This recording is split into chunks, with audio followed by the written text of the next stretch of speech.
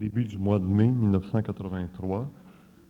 Mais là, c'est la deuxième heure d'une série de 3 heures avec Bernard de Montréal sur la sexualité. Si on regarde dans la Bible, dans la Genèse, premier chapitre, on dit « Et Dieu fit l'homme à son image et à sa ressemblance, il le fit homme et femme. » Donc, au départ, dans l'humanité ou l'être humain, c'est l'androgyna, ce qui veut dire les deux sexes dans le même être. Et ce n'est qu'au chapitre 2 que c'est plus Dieu, mais c'est Yahvé Dieu, fille du limon de la mer, Adam. Et un peu plus tard, parce qu'il s'ennuyait, il lui a fait Ève. Alors j'aimerais savoir, Bernard de Montréal, lorsqu'on va aborder le phénomène de la sexualité, peut-être de vous demander de faire une différence entre le mot homme et le mot humain, pour qu'on se situe, quand on dit homme, il s'agit de l'homme mâle et de la femme femelle, et que l'humain comprend les deux. Qu'est-ce qui, dans le fond, est dans la nature de l'humain? Est-ce la bisexualité, l'androgyna, ou cette division?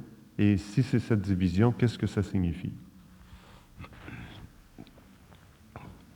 La nature de l'homme est universelle. Ce qui permet à l'être matériel d'être constitué en une partie femelle et une partie mâle relève des lois de la polarité. Les lois de la polarité sont des lois universelles. Ce sont des lois qui permettent dans le cosmos que des êtres qui sont sujets aux lois matérielles de s'interpénétrer. Alors, l'interpénétration fait partie de l'exploitation dans le domaine matériel du pouvoir de l'énergie négative et de l'énergie positive. Alors, l'homme représente, sur le plan matériel, l'homme, le mâle, représente l'énergie positive, la femme représente l'énergie négative, et la contradistinction que l'on fait sur le plan psychologique est une contradistinction qui est simplement d'ordre sensoriel. Sur le plan de l'esprit, la polarité n'existe pas. Sur le plan de l'esprit, sur le plan de la lumière, la polarité n'existe pas parce que dans la lumière, la constatation infinie de l'énergie de l'esprit est toujours parfaite. C'est-à-dire que l'esprit, dans sa manifestation, sur un plan ou sur un autre, en dehors des sphères de la création, est absolu. Lorsque l'esprit se manifeste sur les plans inférieurs de la création et qu'il transforme les formes éternelles de sa conscience dans des formes évolutives, à ce moment-là, il peut se servir de la polarité, il peut se servir de l'aspect mâle ou de l'aspect femelle afin de recomposer la forme à l'infinité. S'il a été donné à l'homme, quand je parle de l'homme universellement parlant, s'il a été donné à l'homme d'être constitué en tant que partie mâle et partie femelle, c'est pour permettre sur la Terre, sur le plan matériel, qu'il y eut une évolution animale. Alors, là où il y a évolution animale, c'est-à-dire que là où il y a évolution sans concours direct de l'esprit au niveau de l'intelligence, il devint essentiel que l'homme vécût l'expérience de l'esprit à travers une configuration dualiste, à travers une situation polarisée, afin que les aspects inférieurs soient élevés par les aspects supérieurs. Les aspects inférieurs étant les aspects négatifs par les aspects supérieurs, pour que les aspects éventuellement puissent être raccordés dans l'esprit lorsque l'homme ne sera plus constitué sur le plan matériel en tant que forme physique, mais plutôt forme éthéréelle. Lorsque l'homme sera éthéréel, lorsque l'homme sera rendu au niveau de son évolution, au stage de l'homme-esprit, à ce moment-là, il pourra laisser de côté sa forme matérielle et reconstituer une autre forme, créer une autre forme qui sera d'un autre domaine, mais qui n'emploiera plus la polarité pour exprimer à l'infini les formes nécessaires à l'évolution. Il créera instantanément les systèmes de vie dont il aura besoin, et ces systèmes de vie seront d'un autre ordre, mais ne seront plus humains. Nous tomberons à ce moment-là dans l'âge du cloning. La mode unisexe présentement, est-ce que c'est pas finalement un retour vers l'androgyna, vers l'unité dans les deux sexes? La mode unisexe aujourd'hui relève du raffinement psychologique des sexes. Autrement dit, les sexes, d'une façon très, très inconsciente, parce que l'homme est un être encore très inconscient, il ne connaît pas les lois universelles. L'homme et la femme aujourd'hui sont en train de se réunir au niveau de l'esprit, mais en passant par une expérience psychologique que nous appelons l'unisexe. Et cette expérience psychologique, qui est d'ordre social et historique, leur permet de petit à petit, d'une façon subliminale, de détruire les barrières, les obstacles qui ont créé dans le passé une sorte de dualité entre les sexes, entre le mâle et la femelle, et qui ont empêché la femme d'évoluer. Donc aujourd'hui, la femme peut évoluer plus et l'homme peut s'assagir vis-à-vis son rôle, vis-à-vis le rôle qu'il a envers la femme, et automatiquement, la psychologie de l'unisexe, si nous la regardons d'un point de vue cosmique, non pas simplement d'un point de vue social ou économique ou historique, devient une des grandes poussées dans le monde du phénomène d'égalisation entre les matières mâles et les matières femelles pour préparer l'homme petit à petit à se désintoxiquer, à se libérer des formes qui ont servi à l'ancienne évolution et à le préparer éventuellement à entrer en contact avec d'autres civilisations qui, elles, sont unisexes dans beaucoup de leurs aspects.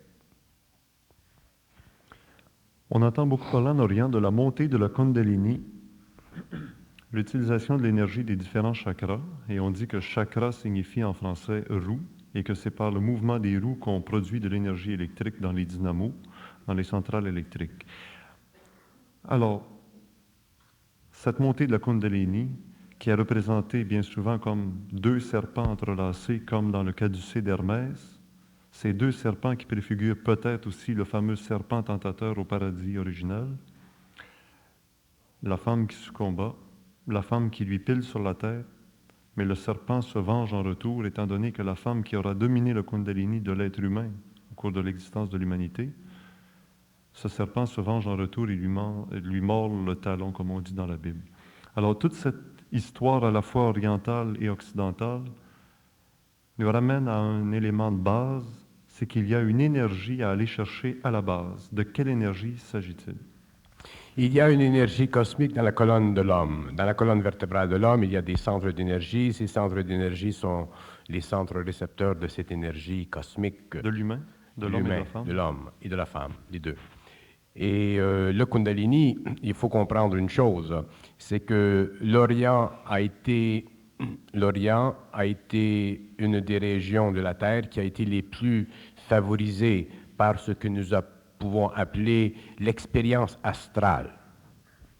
Et dans l'expérience astrale, les Orientaux ont découvert la Kundalini, ils ont découvert la nature voilée du corps humain, ils ont découvert la mécanicité énergétique de la colonne vertébrale et ils ont interprété, selon les lois de l'intelligence astrale, le principe de cette énergie. Donc, ils ont compris que cette énergie était cosmique et que cette énergie fonctionnait en termes de roues qu'elle générait. Mais ce qu'ils ne savaient pas, les Orientaux, c'est que cette énergie ne doit pas être manipulée par l'homme. Si le Kundalini est manipulé par l'homme, il est manipulé par l'ego. S'il est manipulé par l'ego, il est manipulé psychologiquement. S'il est manipulé psychologiquement, il y a de l'émotion dans le mental. Et s'il y a de l'émotion dans le mental, il y a du désir, c'est-à-dire que l'homme veut parvenir à un certain état d'esprit qui lui permet éventuellement d'avoir un certain pouvoir à quelque niveau que ce soit. Ceci est très dangereux parce que l'homme aujourd'hui n'est pas dans l'intelligence, il est simplement dans l'intellect. Et si un homme n'est pas dans l'intelligence, comment peut-il connaître, comprendre les lois cosmiques? Pour comprendre les lois cosmiques, il faut être dans l'intelligence, c'est-à-dire qu'il faut avoir un rapport vibratoire de syntonisation entre ses énergies et son mental. Donc, il faut que l'homme ait une conscience mentale supérieure qui reçoit l'information de cette énergie et qui lui permet de comprendre le rapport entre l'énergie et ses centres, ses chakras. Mais les orientaux et aussi les occidentaux aujourd'hui, de plus en plus, se sont intéressés au Kundalini et c'est très dangereux parce que ils peuvent très facilement libérer des énergies et astraliser leurs centres. Donc, leurs centres, éventuellement, deviennent tellement affectés par des énergies qui proviennent d'univers parallèles et qui sont contrôlées par des êtres qui sont anti-hommes, qu'éventuellement, ces êtres peuvent atteindre des états de folie. Donc, travailler avec le Kundalini à partir de l'ego, c'est très dangereux. Et les maîtres, les moindrement sages le savent. Pour que l'homme travaille avec les forces qui sont en lui, il faut qu'il soit lui-même en force, c'est-à-dire qu'il faut qu'il soit lui-même en intelligence, c'est-à-dire qu'il faut qu'il soit en harmonie avec l'énergie qui passe en lui. S'il n'est pas en harmonie avec l'énergie qui passe en lui, il ne peut pas comprendre cette énergie, donc il l'intellectualisera, il la spiritualisera, il fera de la philosophie sur elle et automatiquement il devra en payer le prix parce que l'énergie qui passe dans l'homme est une énergie qui est indifférenciée. Et comme elle est indifférenciée, elle devient différenciée seulement dans son utilisation. Donc, c'est seulement lorsque l'homme utilise cette énergie qu'elle devient différenciée. Donc, c'est à partir de ce moment-là qu'il est capable de bien l'utiliser parce que ses centres sont ajustés à elle. Mais s'il travaille au niveau de l'ego et qu'il se sert de cette énergie sans être en harmonie vibratoire avec elle, en passant simplement par une constatation astrale de sa présence, donc à ce moment-là, il peut se mettre en danger. Et c'est là que nous avons des cas dans l'humanité, dans l'Orient comme dans l'Occident, de personnes qui atteignent des niveaux de folie parce qu'ils déclenchent en eux des forces qu'ils ne sont plus capables de contrôler.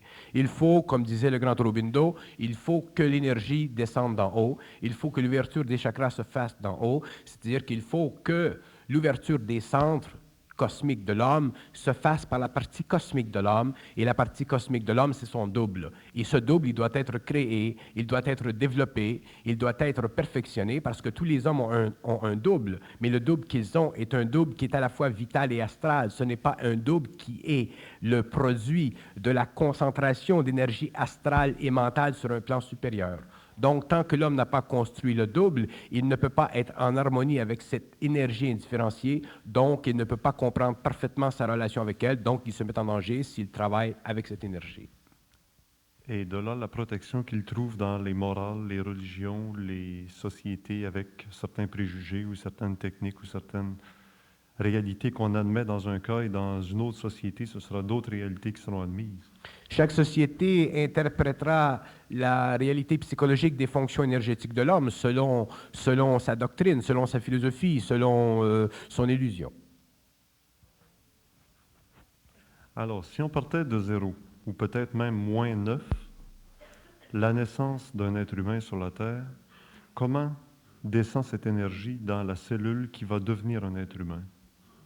Cette énergie, elle est présente dans la cellule au moment où il y a interaction entre le mental de l'homme ou le corps astral de l'homme. Autrement dit, si nous prenons l'homme comme étant un aspect très perfectionné de la nature animale, aussitôt qu'il y a contact entre le mental humain ou l'astral humain ou au niveau de la plante, l'éthérique plantaire, à ce moment-là, il y a dans les plans supérieurs une résonance qui s'établit et l'énergie commence à descendre et elle descend au niveau le plus bas de la constitution matérielle de la forme et ceci se trouve dans notre organisation sur le plan génétique. Et à ce moment-là, l'énergie se fait par résonance, elle s'établit par résonance et comme elle est résonante, l'énergie, elle n'a pas besoin d'être amenée vers la matière par le corps de désir. Elle peut être amenée dans la matière simplement par interaction biologique, interaction physique et même dans certains cas par interaction où l'homme ou la femme n'ont eu aucun contact mental ou astral. Il y a des cas où des êtres humains ou des femmes ont donné naissance à des enfants parce qu'il y a eu résonance dans leur énergie et ces hommes ou ces femmes n'ont jamais eu de contact sexuel. On compare souvent l'ovule porté par la femme comme une planète, le spermatozoïde de l'homme comme un cosmonaute qui arrive et insémine la planète, agit sur la planète et en crée une civilisation nouvelle. Alors, quelle différence y a-t-il entre l'ovule, sur tous les plans cosmiques et tout le reste, et aussi pour le spermatozoïde?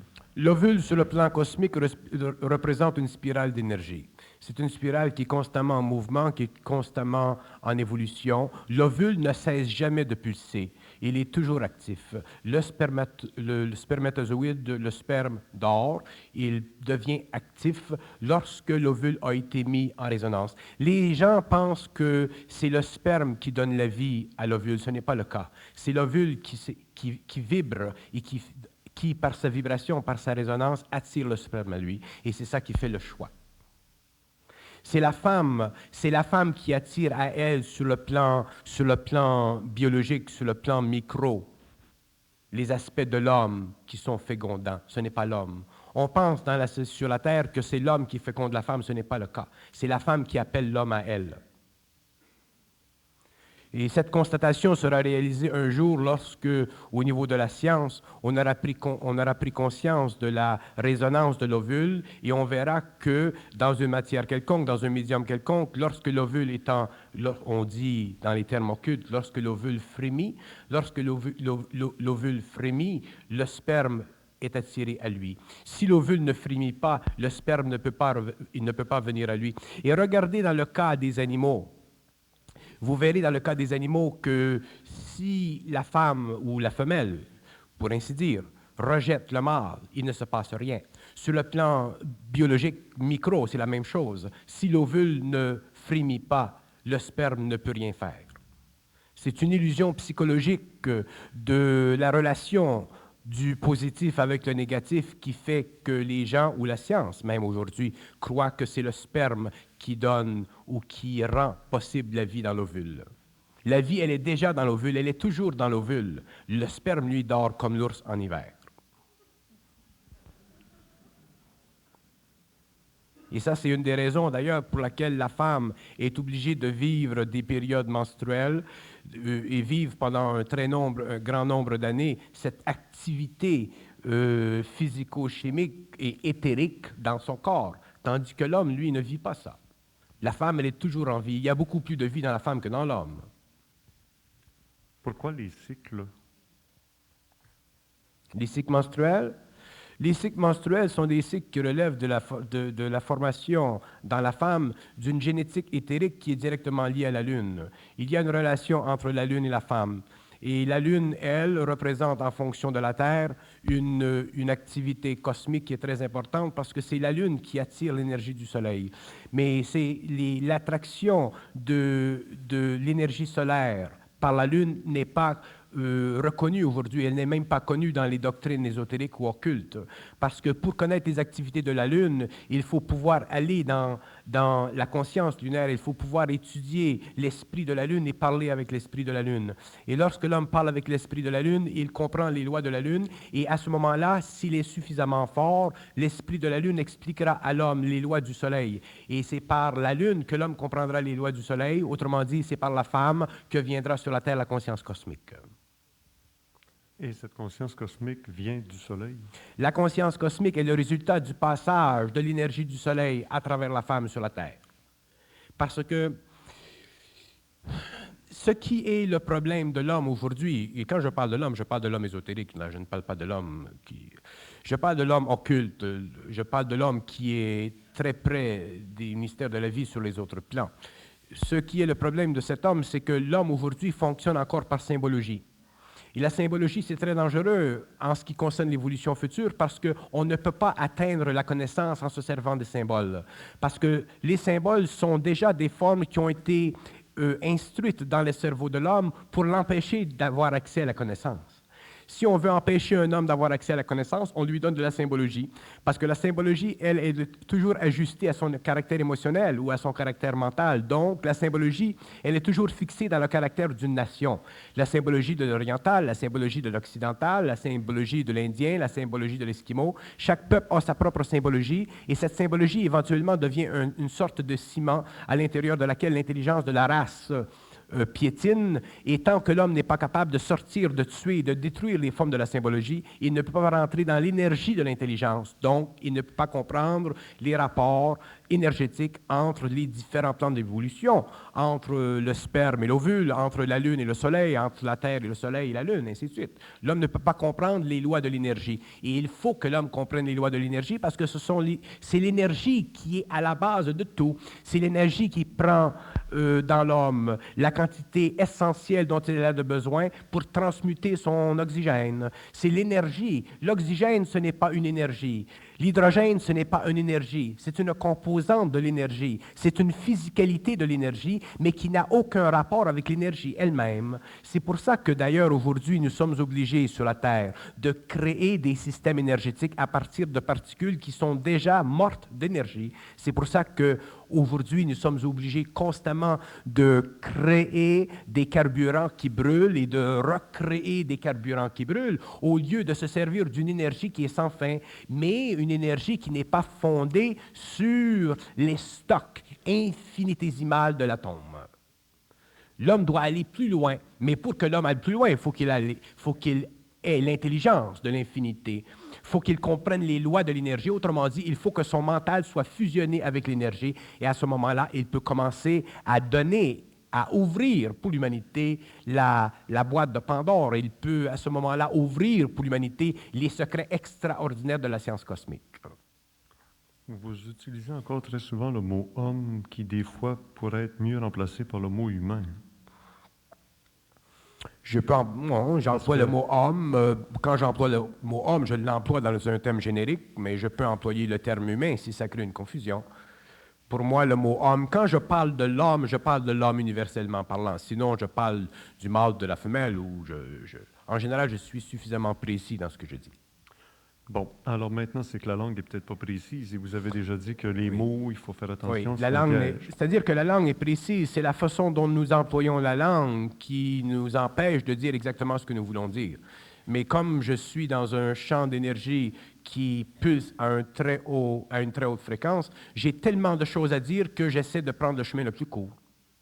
Donc, c'est pourquoi souvent je vais employer un terme lorsqu'en fait je pourrais en emprunter un autre. Mais avec le temps, les gens me connaissent et me comprennent et donc à ce moment-là, on peut passer par-dessus. Il ne peut pas être trop d'énergie avec les mots. Si on en revient encore aux spermatozoïdes et à l'ovule, les spermatozoïdes doivent se combattre pour atteindre à l'ovule, un peu comme les mâles chez les animaux doivent faire la guerre des mâles, là, la confrontation pour que le plus fort, le plus résistant ait droit aux femelles. Est-ce que c'est la même chose sur le plan cosmique aussi, que tous ceux qui veulent atteindre une planète sont obligés de se confronter pour atteindre la planète qui, elle, est prête, comme vous disiez tantôt? Le concept du combat, c'est un concept très intéressant. Il y a combat dans le cosmos là où il y a émotivité. Là où il n'y a pas d'émotivité, il n'y a pas combat, il y a simplement réagencement ou activité maximalisée pour la conquête du territoire. Sur le plan humain, il y a émotivité, donc il y a combat. Sur le plan cosmique, il n'y a pas combat, il y a lutte. Le mot lutte sur le plan cosmique n'implique pas l'implication de l'émotion. Le terme combat implique l'activité émotionnelle. Sur le plan cosmique, il y a lutte parce que sur le plan cosmique, à cause des différents plans d'évolution, les êtres qui sont les plus évolués sont obligés constamment de remettre en place les activités ou de corriger les activités d'êtres inférieurs. Donc, il y a lutte parce qu'il y a plus d'êtres inférieurs dans le cosmos que d'êtres supérieurs. Donc, il y a toujours le phénomène de la relation entre l'apex de la pyramide et la base.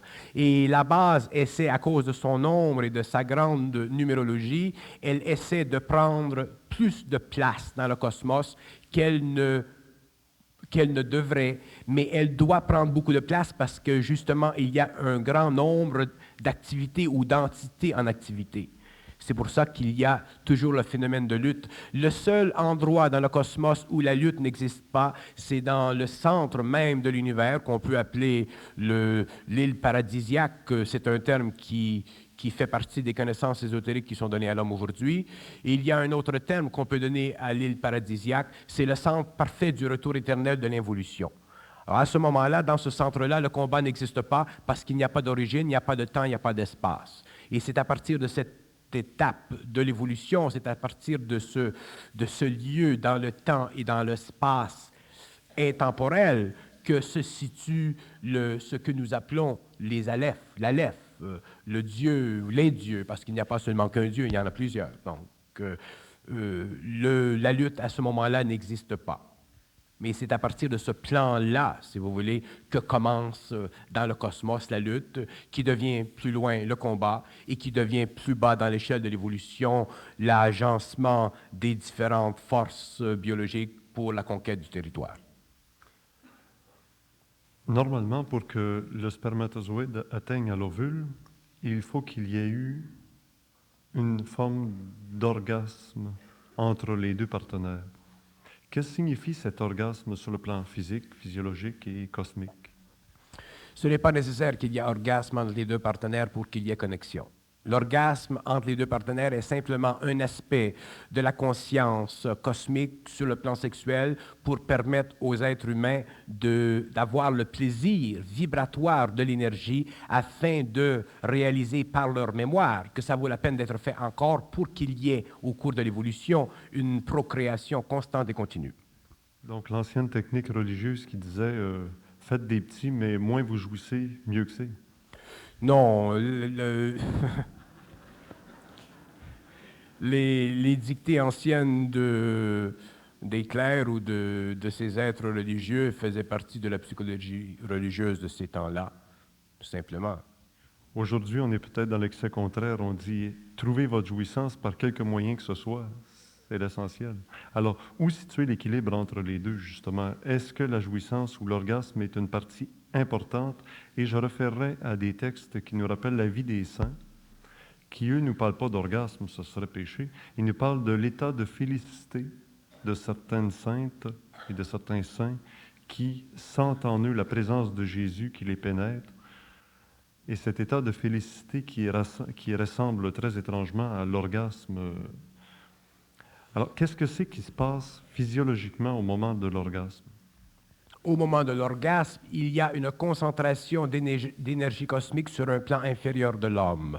Autrement dit, vivre l'orgasme dans une instantanéité, c'est équivaut à vivre sur un plan plus vaste l'énergie cosmique. Autrement dit, lorsque l'homme vit l'énergie cosmique dans le mental, lorsque l'homme vit l'énergie cosmique dans le corps astral, lorsque l'homme vit l'énergie cosmique dans un centre, c'est toujours la même énergie.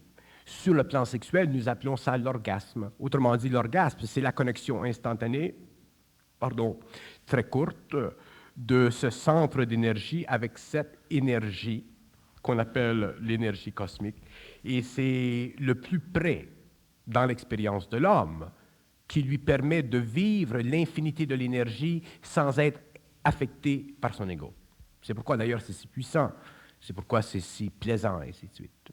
Est-ce que ça peut être provoqué par le mental de l'être humain, comme je pense aux saints qui sont seuls, sans contact avec un partenaire, et qui atteignent à cet état de félicité, de jouissance intense? L'état de félicité du saint se situe au niveau du corps astral. Donc, sa félicité, c'est un autre ordre de félicité qui est beaucoup plus intense, beaucoup plus grande, beaucoup plus stable, beaucoup plus près du mental, donc beaucoup plus reconnaissante sur le plan de la conscience, donc beaucoup plus élevée. Et il y a à l'intérieur de cette publicité des expériences phénoménales qui relèvent du contact entre des entités dans l'astral et l'être humain, ainsi de suite. Donc, ce sont des expériences qui sont d'ordre différent, mais l'énergie est toujours la même. Mais il ne faut pas prendre mes mots et dire que j'ai dit que être dans un état de sainteté, c'est la même chose que d'être dans un état d'orgasme. Est-ce qu'on peut avoir un état de forme de contact qui s'appellerait l'orgasme sur le plan physique ou de félicité sur le plan astral, Mais cet état semblable, mais sur le plan mental pur. Oui, sur le plan mental, ce même orgasme existe, si vous voulez employer des termes entre parenthèses, mais c'est un autre ordre. L'énergie vécue dans le mental, moi peut-être que je le vis, ça, cet orgasme dans le mental, je déteste cette comparaison. Mais mais le plan mental est beaucoup plus vaste encore que le plan astral. C'est un plan qui est continu, qui a beaucoup plus de continuité.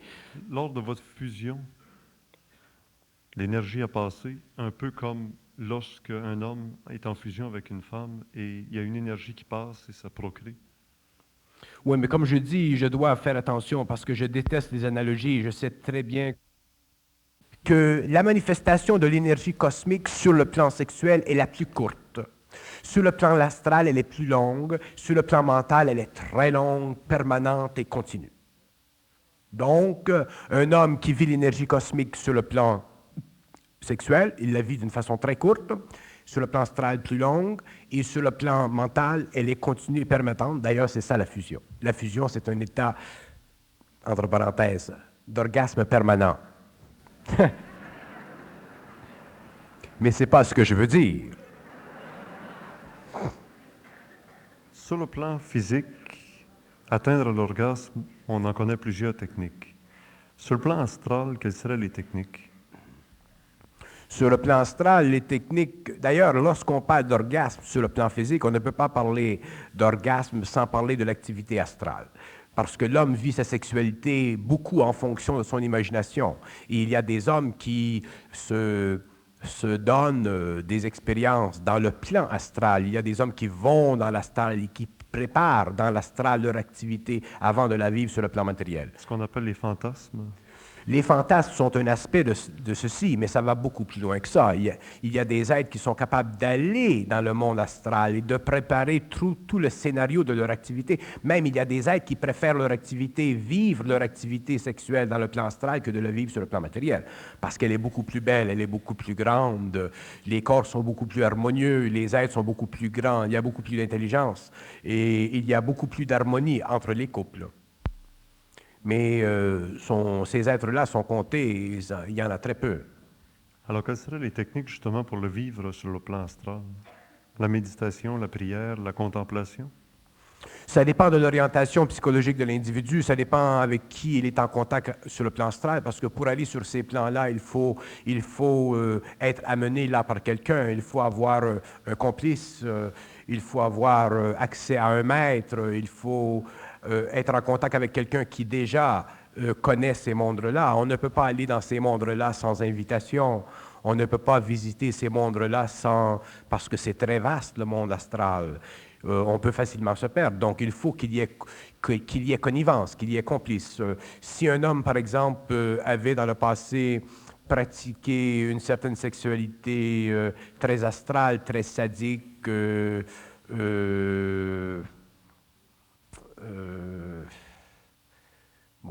très sadique, très négative, une sexualité très animale, automatiquement, il aurait la chance d'être en contact avec des entités qui travaillent sur ces plans-là et qui pourraient l'amener à vivre et à raffiner sa sexualité pour en développer des avantages humains plus occultes, plus secrets, qui feraient concentrer beaucoup plus d'énergie sexuelle sur la Terre qu'il en est nécessaire.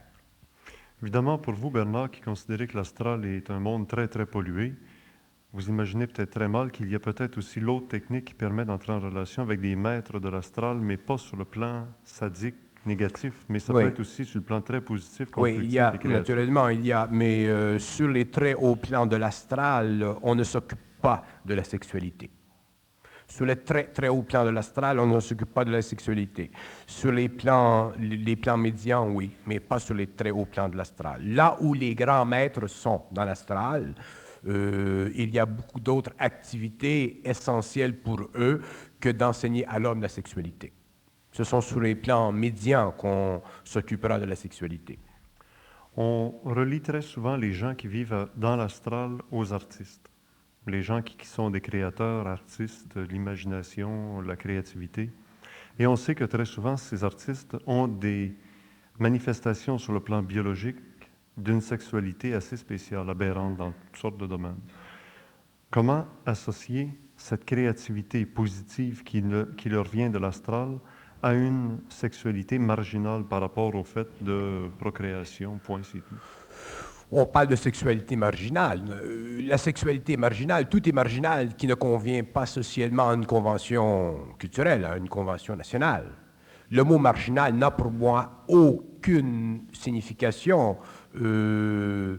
particulière. Aussitôt qu'un homme, d'ailleurs tous les hommes qui ont le moindrement marqué le monde ont été marginaux. C'est impossible à un homme qui est suprasensible ou supra quelque chose de ne pas être marginal.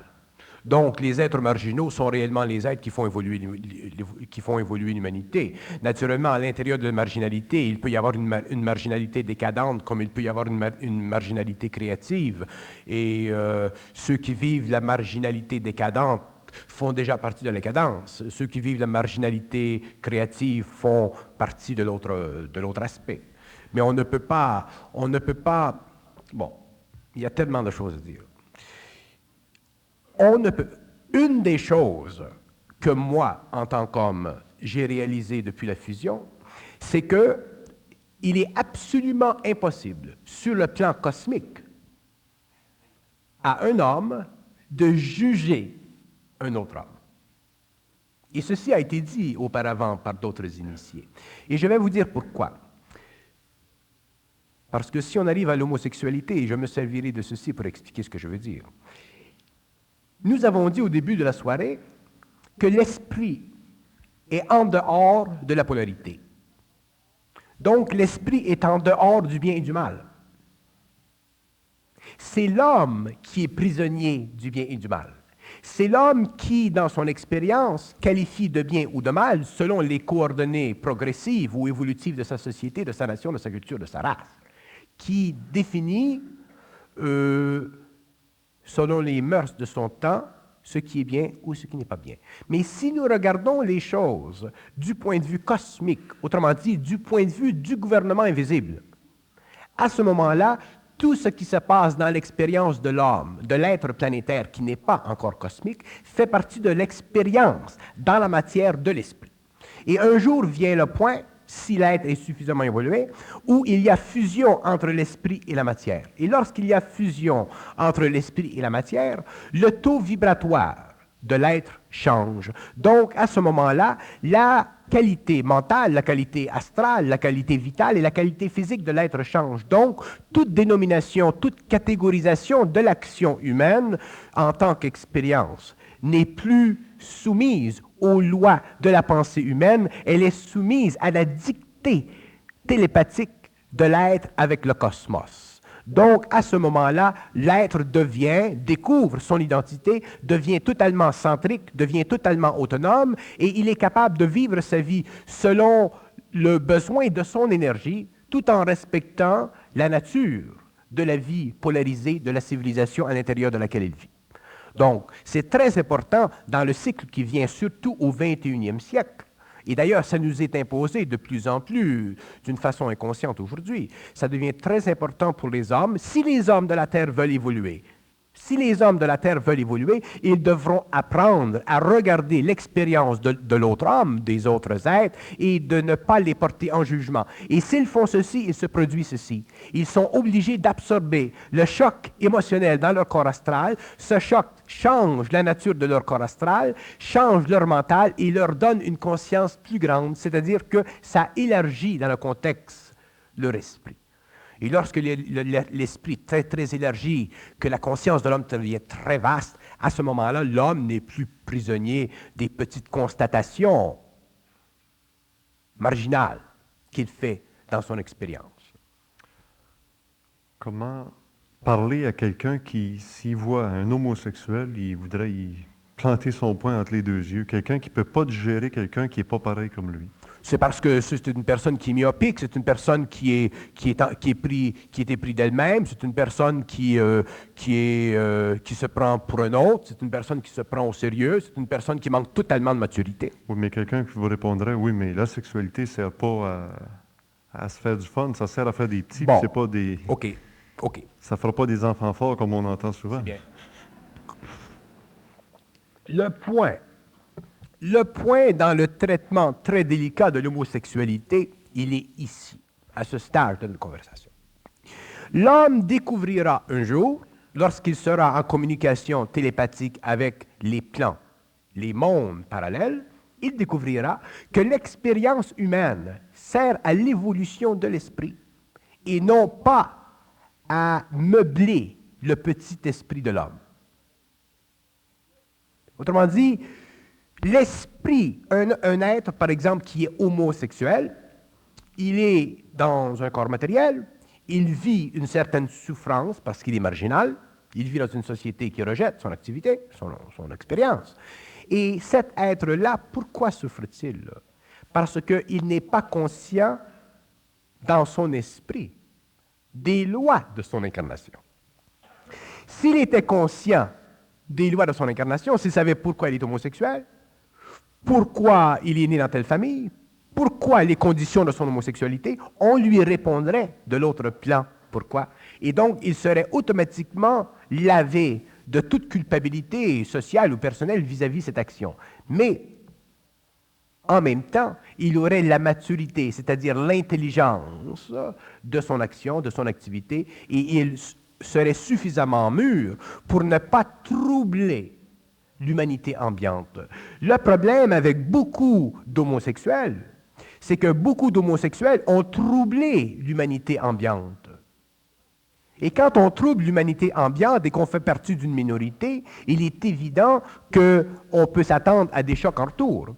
Et si l'homosexuel ne troublait pas l'humanité ambiante, si, autrement dit, l'homosexuel était un homosexuel normal, comme il y en a d'ailleurs. Moi, j'en connais des homosexuels qui sont des homosexuels normaux, des gens très bien. Et je vous dis, quand je parle de gens très bien, je parle dans toutes les sphères de la société humaine, même dans la politique mondiale. Il y a des êtres homosexuels qui voilent leur activité parce que ils savent, ils reconnaissent qu'ils ne peuvent pas ouvertement, dans l'humanité ambiante qui est extrêmement primitive aujourd'hui sur le plan psychologique, dévoiler leur jeu. Et ces êtres-là ont, dans le monde, une présence très effective. Donc, il y a des homosexuels, nous respectons Michel-Ange. Alors, homosexuel, si c'est Michel-Ange, ça va. Mais si c'est le petit bonhomme à côté de chez nous, ça ne va plus. Hein? Homosexuel, si c'est un grand bonhomme de l'histoire, ça va. Mais si c'est le bonhomme à côté de chez nous, ça ne va plus. Donc, il y a chez soi une sorte de présomption, il y a chez soi une sorte d'attitude. Et tant que l'homme aura des attitudes vis-à-vis de l'homosexuel sera obligé de vivre son expérience et ceci fait partie de son karma. Ceci fait partie de sa souffrance. Et s'il a les clés et s'il connaît et s'il comprend la relation entre son expérience et son incarnation et son esprit et entre éventuellement en contact avec les plans qui peuvent bien lui expliquer sa situation, il ne souffrira plus de son homosexualité et il sera un homosexuel heureux, il sera un homosexuel normal. Comme il y a des êtres hétérosexuels normaux, il sera un homosexuel normal. Ce n'est pas à l'homme, subjectivement, culturellement, au niveau de ses mœurs, en fonction de ses principes religieux ou de ses principes statutaires, de dire que l'homosexuel, c'est un être qui est anormal. Il n'y a pas d'anormalité dans la nature. Il y a dans la nature des aspects qui relèvent d'une décision qui a été prise sur des plans invisibles avant l'incarnation. Ça, c'est comme le jeune homme qui vient au monde avec une tête d'eau, le jeune homme qui est totalement difforme. Nous, dans la société, nous le considérons comme anormal, mais nous avons précieusement essayé de le protéger. Nous lui donnons un environnement pour l'aider, mais nous ne faisons pas la même chose pour l'homosexuel. Nous n'oserions pas aider l'homosexuel. Nous n'oserions pas définir des lois sociales, des lois psychologiques ou des principes quelconques de vie sociale pour ces êtres-là, parce que déjà, ces êtres-là ne sont pas anormaux dans un sens physique, mais ils vivent une abnormalité qui n'est pas psychologiquement anormale. C'est-à-dire qu'ils vivent en dehors des lois du biologisme, du déterminisme biologique. Et ceci fait partie de leur karma, ça fait partie de leur expérience. Et si eux peuvent le vivre vivre cette expérience sans être troublés dans l'émotionnel et dans le mental, ils vivront très bien l'expérience parce que c'est absolument nécessaire, c'est absolument essentiel qu'il y ait dans une civilisation de l'homosexualité. C'est impossible, et d'ailleurs il n'y a jamais eu de civilisation sur la Terre qui n'a pas eu son homosexualité. Les hindous ont eu leur homosexualité, les Indiens ont eu leur homosexualité, les Grecs, les Romains, toutes les civilisations de la Terre ont eu leur homosexualité. Pourquoi? Parce que l'homosexuel est le lien entre l'homme et la femme. Il est cette présence dans la matière qui permet temporairement, pendant l'évolution, que l'énergie de la femme passe vers l'homme et que l'énergie de l'homme passe par la femme. Ça, c'est sur le plan cosmique. Donc, l'homosexuel a une fonction cosmique sur la Terre, mais lui, en tant qu'individu, il ne la voit pas, il ne la connaît pas. Donc, comment la souffre-t-il? Il la souffre en relation de son déterminisme biologique qui est confronté à un déterminisme biologique qui est universellement contre lui. Donc, il n'est pas capable de, logiquement, prendre possession de son expérience. Et tant que l'homosexuel ne prendra pas possession de son expérience, il sera assujetti au jugement d'une société ou d'une ambiance, d'une humanité ambiante qui, à cause de son nombre, de sa majorité, aura le droit de juger en chef son comportement psychologique. Là, je pense que ça clôt assez clairement. Ça lui donne un peu une idée. Pour l'homosexualité. Maintenant, si tout est normal, que penser de la pédophilie? La pédophilie. Les adultes qui s'intéressent à des enfants. Dans quel sens? Laissez venir à moi les petits-enfants, c'est-à-dire ceux qui retrouvent ou qui recherchent la présence des enfants pour une initiation sexuelle précoce. Il y a dans toute expérience,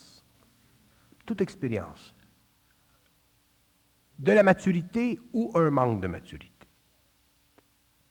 Ça, c'est un point commun. Il y a dans toute expérience un ajustement qui doit être fait au niveau du corps astral. Ce genre d'expérience dont vous parlez n'est pas plus différent que l'autre genre d'expérience, par exemple, où le type va dans un magasin et se sent obligé de voler. Alors, le type qui va dans un magasin, qui est attiré à prendre quelque chose et de le mettre dans sa poche, il est poussé par la même énergie que le bonhomme qui va vers le jeune. Il ne s'agit pas pour nous de juger ces êtres-là. Il s'agit pour nous de leur faire comprendre. Il s'agit pour nous d'avoir une science psychologique du mental qui puisse éventuellement altérer la vibration de leur corps astral pour qu'ils ne puissent plus résonner à cette énergie, donc en être libérés. C'est ça de la psychologie. En attendant que nous ayons des écoles ou des universités ou des psychologues ou des psychiatres ou des éducateurs qui connaissent les lois de l'énergie, les lois de l'esprit, à ce moment-là, nous sommes obligés de traiter avec ces gens d'une façon légaliste et automatiquement, nous empiétons dans le domaine de leur expérience pour le bénéfice d'une humanité ambiante, pour sauvegarder les mœurs d'une société. Et c'est le rôle de la société de se protéger. Mais c'est le rôle de l'individu de comprendre son prédicament. Donc, les gens qui sont tels que ceux que vous me décrivez, ces gens devraient, parce qu'aujourd'hui, il y a dans le monde, moi je suis un individu dans le monde qui parle, il y a des individus dans le monde qui offrent d'expliquer ce qui ne se comprend pas au niveau de leur psychologie. Donc, si ces gens ont besoin de comprendre leur nature, parce qu'il ne faut pas s'imaginer que le type qui est pédophile, qu'il est heureux de faire ce qu'il fait. Il faut s'asseoir avec lui et réaliser qu'il vous dira, quelque part dans la conversation, qu'il n'est pas capable de s'empêcher. Il n'est pas capable de s'empêcher, il est poussé vers ces jeunes. Donc, s'il est poussé par ces jeunes, il est poussé par des forces. S'il est poussé par des forces, il y a un contact astral entre lui et ses forces. Donc, ce contact doit être brisé, mais nous n'avons pas de psychologie. Nous n'avons pas de science psychologique du mental pour expliquer à l'homme cette condition et briser le lien entre l'astral et lui. Donc, la situation de ces êtres est une situation d'expérience, c'est une situation karmique, ça fait partie de l'évolution de leur esprit et ça fera partie un jour de l'évolution de la société humaine, de comprendre les lois occultes du psychologique humain afin de libérer finalement, une fois pour toutes, l'homme de toutes les contraintes psychologiques qu'il connaît et qu'il vit parce qu'il ne connaît pas les lois de son esprit, ne connaît pas les lois de l'âme, ne connaît pas les lois de l'ego, ne connaît pas les lois de la mémoire. Ça fait partie de l'évolution de la nouvelle société. Quand vous disiez tantôt, il ne peut pas s'en passer, ça peut très bien s'associer aussi aux hétérosexuels, les hommes qui disent « moi, ça me prend une femme absolument ». C'est la même chose, c'est la même demain, chose, c'est la même chose. Moi, je me rappelle, j'avais fait un séminaire et j'avais reçu cette dame qui pleurait, qui était absolument dépourvue et qui me disait mon mari, ça n'a pas de sens, il vient à la maison à 11 heures le matin, moi je suis dans la cuisine, il baisse ses culottes, à 3 heures de l'après-midi, il revient à la maison, je suis dans la cuisine, il baisse ses culottes, il baisse ses culottes 6-7 fois par jour.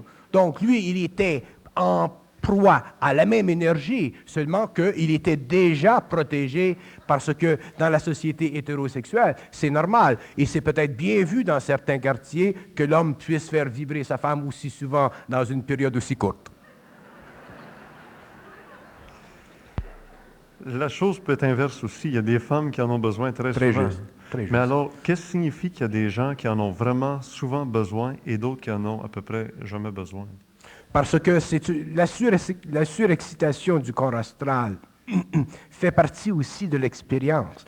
Un homme qui entre moindrement dans une conscience supérieure se voit automatiquement, naturellement désinvesti de cette capacité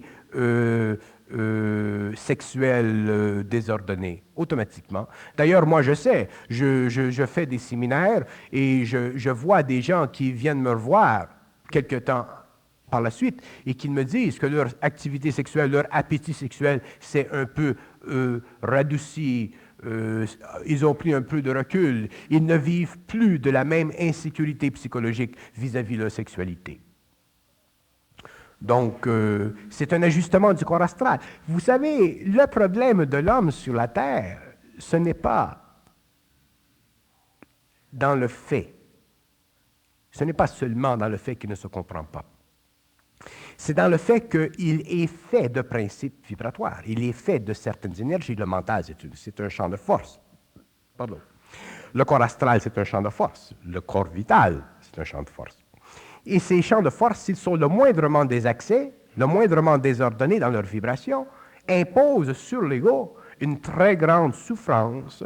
Et il faudra un jour que la psychologie soit suffisamment avancée pour pouvoir traiter, non pas d'une façon chimique, mais d'une façon verbale, de ces extrêmes de température, de ces extrêmes d'activité, pour que l'homme puisse vivre une vie normale. Vous pensez que l'homme qui doit venir chez lui 7 fois par jour, qui doit laisser son travail pour voir sa femme dans la cuisine, vous pensez que lui, il est heureux?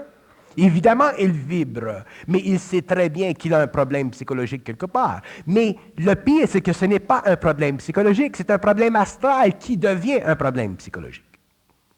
La même chose avec l'homosexuel, la même chose avec le pédophile. Le problème, il devient psychologique parce qu'il n'est pas compris. Mais au début, c'est un problème astral. C'est une surexcitation du corps astral. Et avec la surexcitation du corps astral, vous avez une télépathie inconsciente entre l'astral et l'homme, que j'appelle la pensée subjective inconsciente, et automatiquement, le cirque commence. Et regardez dans les annales de la criminologie, à tous les niveaux, dans ses aspects les plus bénins, jusque dans ses aspects les plus sensationnels, vous verrez qu'il y a toujours une activité astrale qui n'est pas sous le contrôle de l'ego. Et c'est pourquoi l'homme fait partie de ce que j'appelle l'involution. Et que l'homme doit aller vers l'évolution, là où il pourra avoir un mental, un astral, un vital et un physique qui est totalement ordonné. Donc, à ce moment-là, il entrera dans une nouvelle conscience. Peut-être que dans tout ce qui pourrait être marginal, ce qu'il y a de plus marginal entre tous, c'est peut-être les transsexuels. Ceux qui, dans leur essence, dans leur intimité propre, dans leurs hormones, se sentent pas dans leur peau s'ils sont nés hommes, ils se sentent femmes, s'ils sont femmes, ils se sentiraient mieux hommes. Qu'est-ce que c'est qui se passe dans ça? Chez le transsexuel, il y a une affinité astrale pour le bien-être sexuel femelle.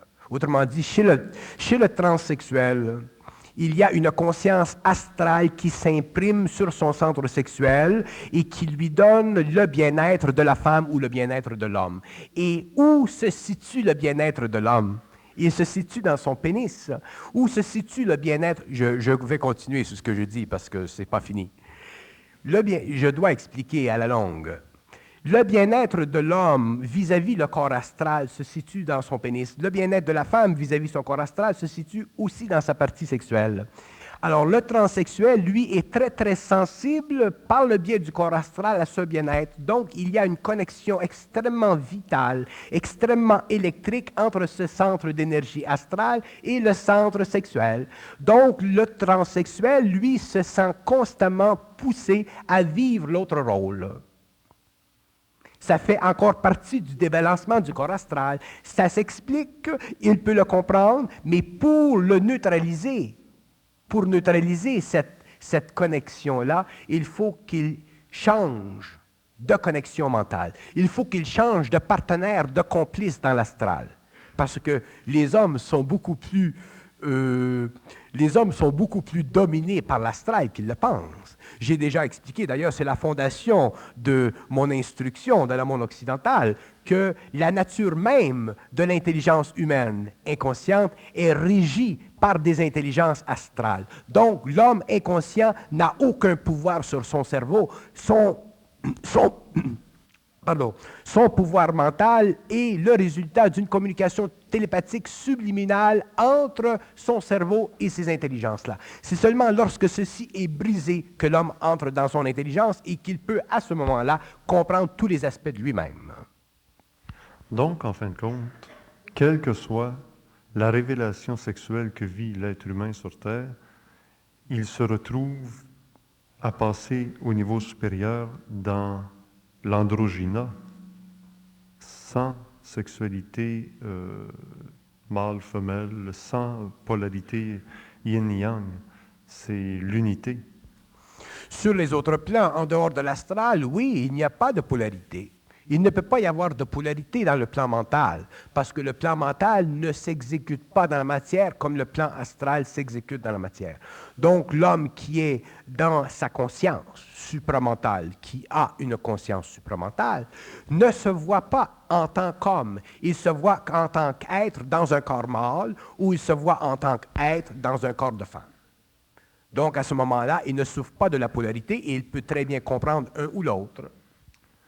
Bernard, il reste à peine 5 minutes dans cette deuxième heure sur la sexualité et la troisième heure sera consacrée aux interventions du public qui seront faites par écrit pendant la pause. Question de répondre très intimement à des questions très personnelles qui viennent du public en général. Je pense qu'on a réussi à faire un bon tour d'horizon sur les manifestations de la sexualité.